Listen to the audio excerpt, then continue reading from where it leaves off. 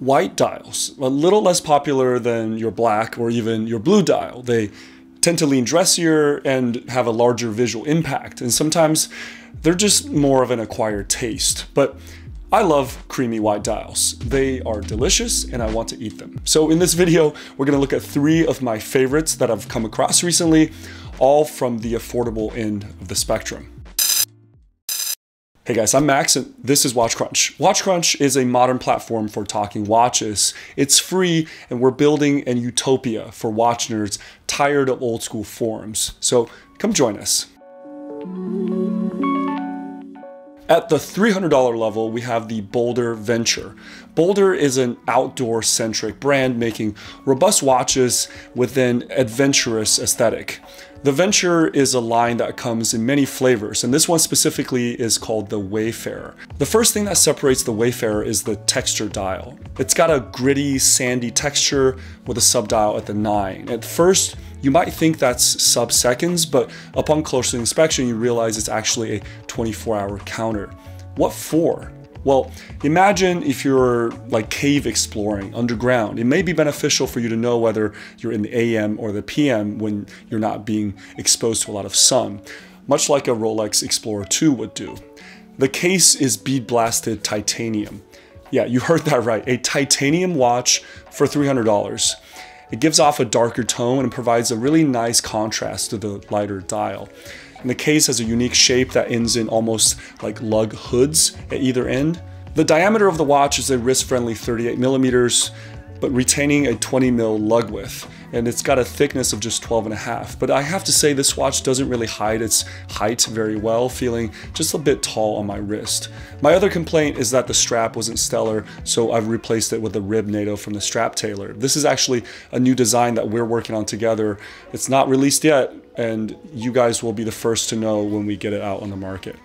But at this price point, you have to make some sacrifices, and I think BOLDR did a really good job. It utilizes an economical Miyota 8000 series movement and has a screw-down crown with a full 200 meters of water resistance.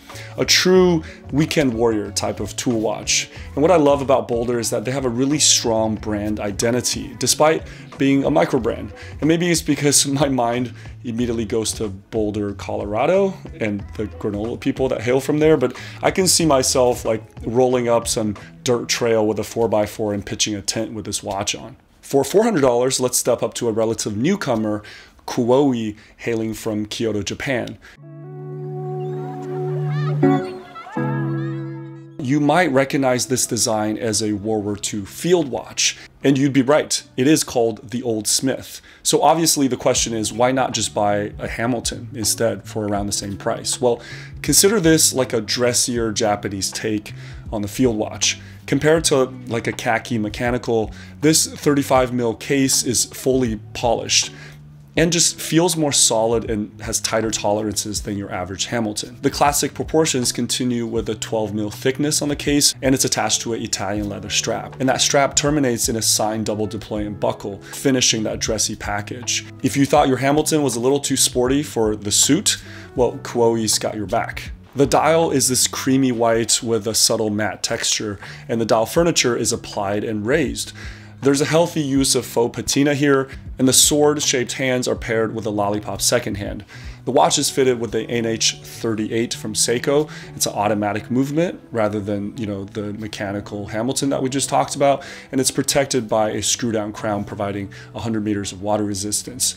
It's like a charming little thing in a unisex size. The watch ships with a mineral crystal, but you can step up to a sapphire crystal like in mine, that will just cost you a hefty $139.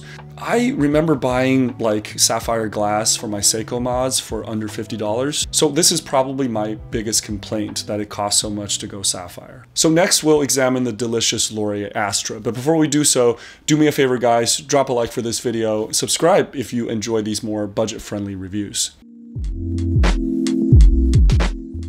My favorite watch couple from New York, Lorenzo and Lauren, have brought us another home run with the Astra. Now, you want to talk about brand identity. Just look at these vintage posters. I got one back here that they created for this watch. The Astra reeks of mid-century modernity with plenty of small details to keep your eyes busy. The silvery white dial is divided into concentric sections with the outer ring actually loomed.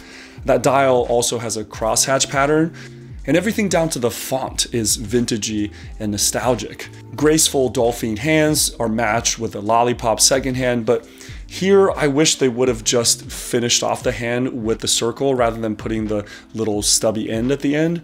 You guys tell me if I'm crazy. The case is a very Rolex Explorer, like 36 millimeters by 11 thickness, with long slender lugs to have still plenty of wrist presence. But it actually wears better and thinner than that Rolex without the bulbous case back. And this is helped by going with the 9000 series Miyota movement. Though that movement has quite a bit of rotor noise, as you might be hearing. It has a screw down crown with 100 meters water resistance, and even the bracelet is highly serviceable at this price with a solid signed clasp. Another little detail is that the date actually alternates between black and red print, and I assume this is in reference to Rolex's roulette Datejusts of the 60s. But I see a lot of people complaining that Lorier watches ship only with acrylic crystals. But you have to realize this was a design choice given the era from where these watches are inspired. Lorier further allays these concerns by including a tube of polywatch in the box. Acrylic crystals just have this warmth that it's very hard to achieve with mineral. Plus, rubbing your watch out once in a while, it's good for your health, trust me. So these are some creamy ass microbrand offerings that really caught my eye recently. We got some dressy ones, sporty ones, but they all feel robust enough for daily wear. No, you can't expect perfection at sub $500, but you certainly can get a whole lot of style and bang for your buck. But which one is your favorite, guys? Let me know on Watch Crunch. Go download the app and let's get the discussion started. Cheers, guys. I'll see you in the next one.